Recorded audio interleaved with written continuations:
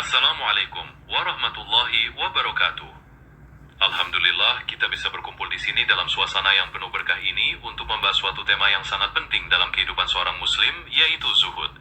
Zuhud secara bahasa berarti berpaling atau meninggalkan sesuatu karena tidak menyukainya atau menganggapnya rendah. Namun dalam istilah para ulama, zuhud memiliki makna yang lebih mendalam, khususnya sebagaimana yang diajarkan oleh Imam Ghazali. Imam Ghazali dalam kitabnya yang monumental, Ihya Ulumuddin, menjelaskan bahwa zuhud bukanlah berarti mengharamkan hal-hal yang halal atau tidak memiliki harta sama sekali. Zuhud adalah kondisi hati yang tidak terikat dengan dunia. Bagi seorang yang zuhud, dunia hanyalah jembatan menuju akhirat. Harta di tangannya tidak menjadikannya lalai dari mengingat Allah, dan hilangnya harta tidak membuatnya sedih berkepanjangan. Hal ini sejalan dengan apa yang disampaikan oleh para ulama ahli sunnah wal jamaah, bahwa zuhud adalah sikap mental yang menjaga hati agar tetap suci dan fokus pada ibadah, meskipun berada di tengah kemewahan dunia. Sekarang, mari kita telaah lebih dalam lagi mengenai tingkatan-tingkatan zuhud yang disebutkan oleh para ulama. Apakah penjelasan ini sudah cukup jelas, atau ada bagian yang ingin Anda tanyakan lebih lanjut? Alhamdulillah, mari kita lanjutkan pembahasan ini ke tingkatan-tingkatan zuhud. Para ulama, termasuk Imam Ghazali, membagi zuhud menjadi beberapa tingkatan. Yang pertama adalah zuhudnya orang-orang awam. Tingkatan ini adalah meninggalkan hal-hal yang haram, baik dalam hal makanan, minuman, pakaian, maupun harta. Ini adalah dasar dari segala bentuk ketakwaan, karena menjaga diri dari yang haram adalah kewajiban mutlak bagi setiap hamba.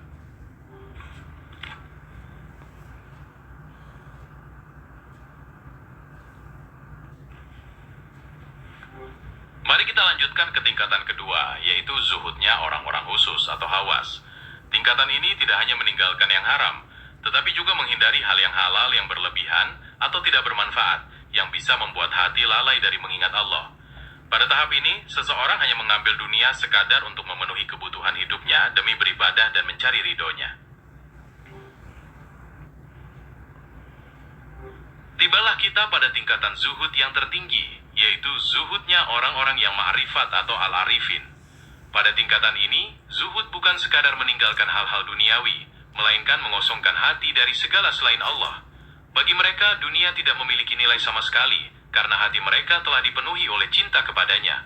Mereka melihat dunia semata-mata sebagai ladang untuk beramal dan beribadah demi mencari ridhonya. Apakah Anda ingin mendiskusikan lebih lanjut tentang bagaimana mencapai tingkatan zuhud ini dalam kehidupan sehari-hari? Baik, mari kita lanjutkan dengan lebih mendalam, menggali bagaimana cara kita menerapkan sikap zuhud dalam kehidupan sehari-hari.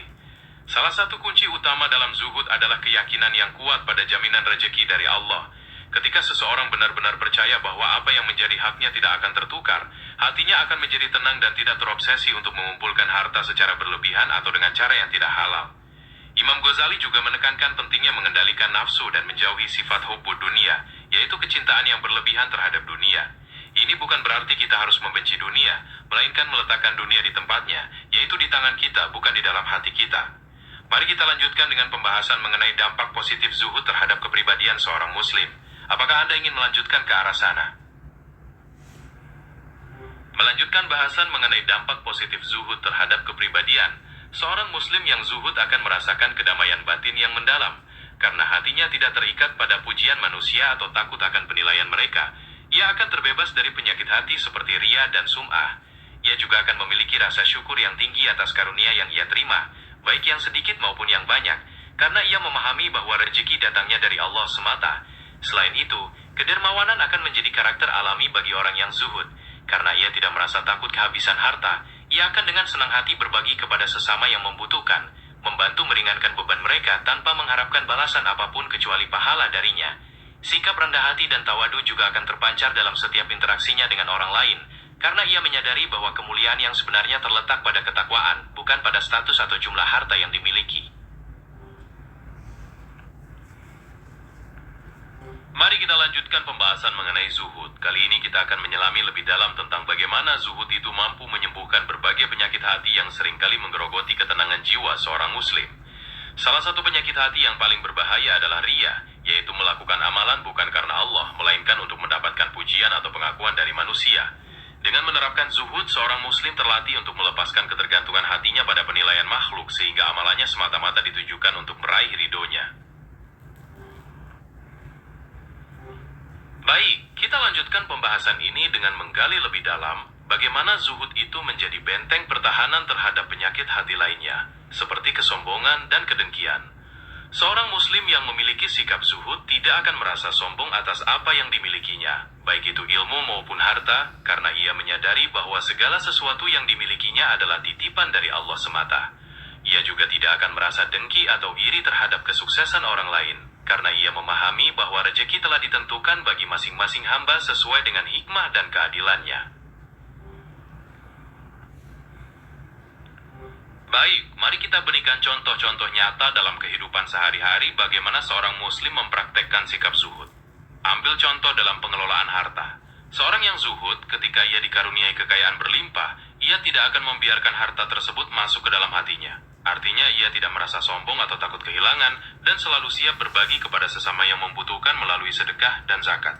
Contoh lainnya adalah dalam menghadapi pujian atau kritik. Orang yang zuhud tidak akan terbuai oleh pujian manusia yang bersifat semu, dan juga tidak akan sakit hati dikritik karena ia menyadari bahwa penilaian yang hakiki hanyalah dari Allah semata. Apakah Anda ingin mendiskusikan contoh lainnya dalam aspek kehidupan yang berbeda? Baik, mari kita lanjutkan dengan mendalam tentang bagaimana zuhud berhubungan dengan konsep qanaah dan ridho, dua sifat yang menjadi pilar ketenangan batin bagi seorang muslim. Qanaah adalah sikap merasa cukup dengan apa yang diberikan oleh Allah, baik yang sedikit maupun yang banyak. Orang yang zuhud tidak akan merasa gelisah atau terus-menerus mengejar dunia yang lebih banyak karena ia telah memiliki rasa puas di dalam hatinya. Sementara ridho adalah sikap menerima dengan lapang dada segala ketetapan dan takdir Allah, baik yang menyenangkan maupun yang terasa berat. Ini adalah bentuk kepasrahan mutlak kepadanya. Alhamdulillah, mari kita teruskan perjalanan kita dalam memahami makna zuhud. Kali ini kita akan menggali lebih dalam lagi tentang bagaimana rasa qanaah yang sejati dapat menghapuskan keserakahan yang seringkali membutakan mata hati manusia terhadap nikmat yang telah diberikan. Sifat qanaah atau merasa cukup bukanlah berarti kita berhenti berusaha atau tidak menginginkan kemajuan, melainkan menerima hasil dengan lapang dada dan menghargai apa yang ada di tangan. Dengan qanaah, hati menjadi lapang dari rasa dengki dan iri, karena setiap karunia dipandang sebagai anugerah yang harus disyukuri. Mari kita sambungkan ini dengan konsep ridho, yang merupakan penyempurna dari sikap zuhud itu sendiri. Apakah Anda ingin mendengarkan penjelasan yang lebih mendalam mengenai hal ini?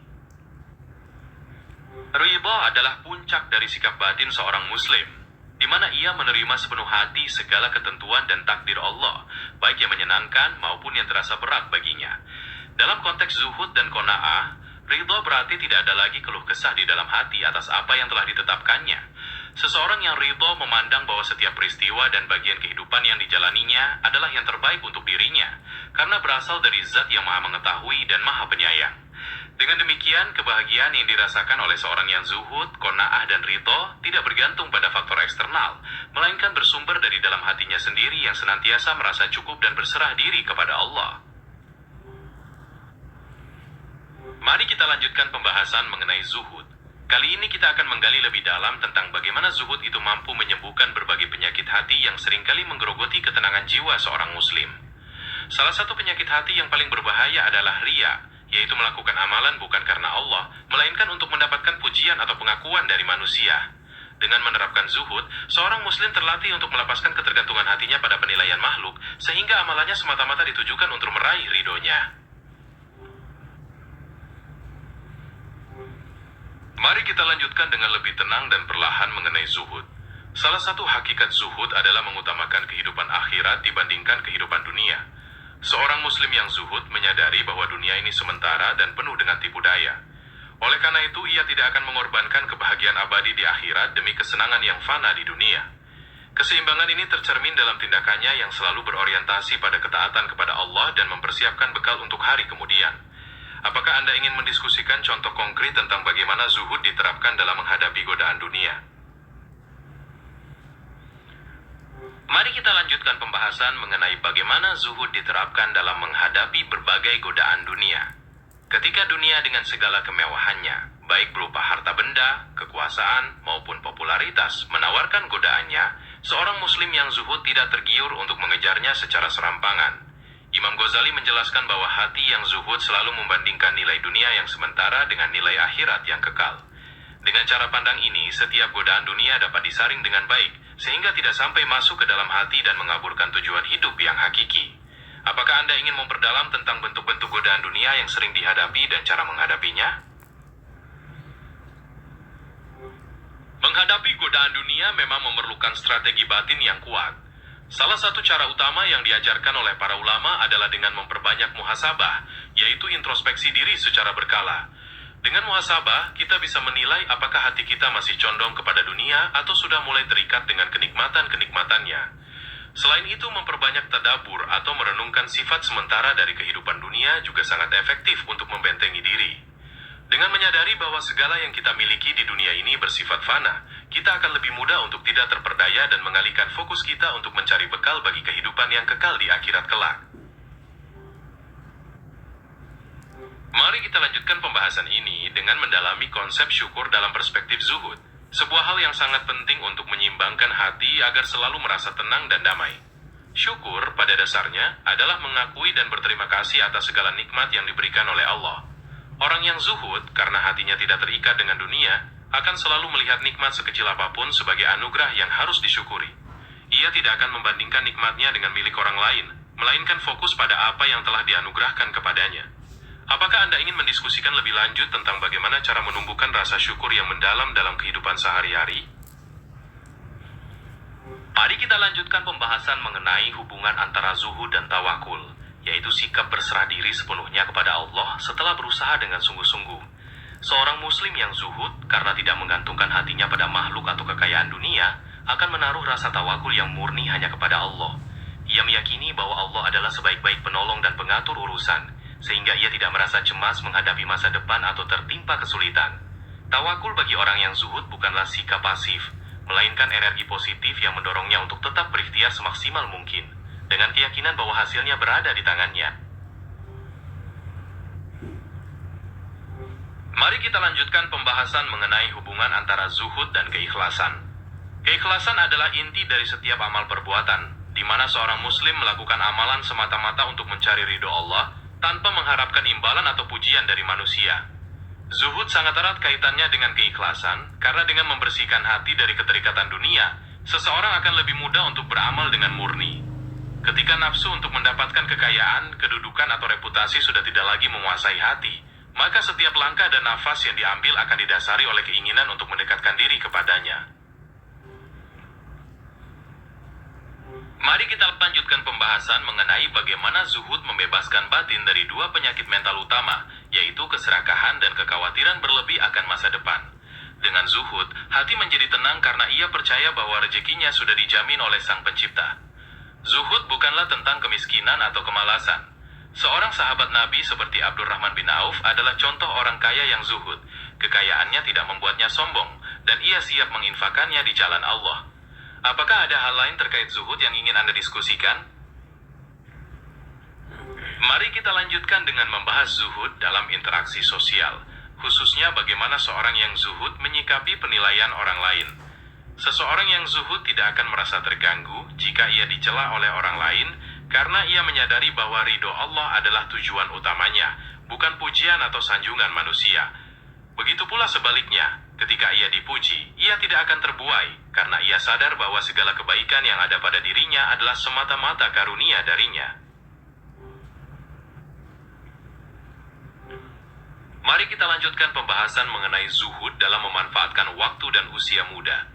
Seorang muslim yang zuhud melihat waktu sebagai modal utama yang sangat berharga. Ia tidak akan menyia-nyiakan waktu untuk hal-hal yang tidak bermanfaat, melainkan menggunakannya untuk mendekatkan diri kepada Allah dan berbuat kebaikan. Selain waktu, zuhud juga tercermin dalam cara kita menyikapi kesehatan dan kesempatan. Imam Ghazali menekankan bahwa orang yang zuhud tidak akan menunda-nunda kebaikan, karena ia menyadari bahwa kesempatan mungkin tidak akan datang untuk kedua kalinya. Mari kita lanjutkan pembahasan mengenai zuhud dalam hubungannya dengan kesabaran dalam menghadapi berbagai ujian dan cobaan hidup.